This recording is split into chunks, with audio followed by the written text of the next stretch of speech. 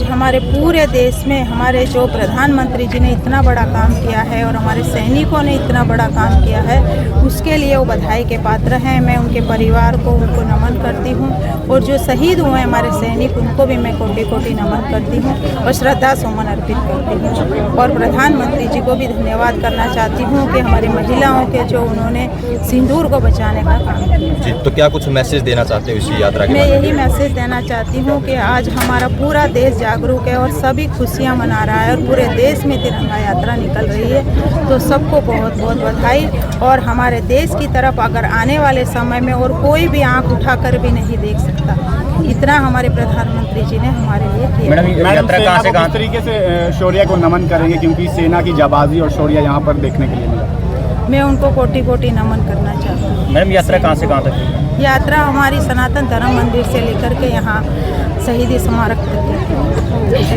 बताइए, शौर्य नमन यात्रा जो निकाली है इसको लेकर क्या कुछ कहोगे और जिस तरह से महिलाओं ने हिस्सा लिया है क्या कुछ? जी, एक शौर्य नमन यात्रा हमारे देश के जाबाज सिपाहियों के शौर्य की और जो शहीद हुए हैं हमारे भाई उनको नमन की यात्रा थी। और साथ ही साथ जो पहलगाम में हमारी बहनें थी जिन्होंने अपना सब कुछ खो दिया, उनके लिए एक मैसेज था।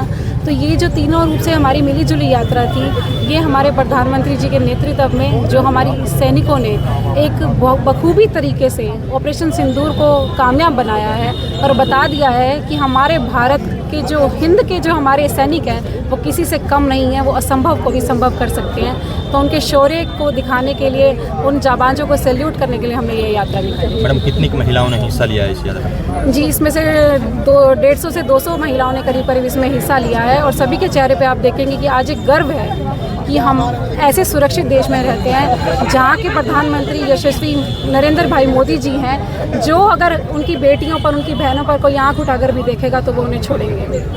ठीक है। सबसे पहले तो मैं हमारी जिला अध्यक्षा श्रीमती ज्योति सैनी जी का यहाँ पधारने पर बहुत बहुत धन्यवाद करती हूँ।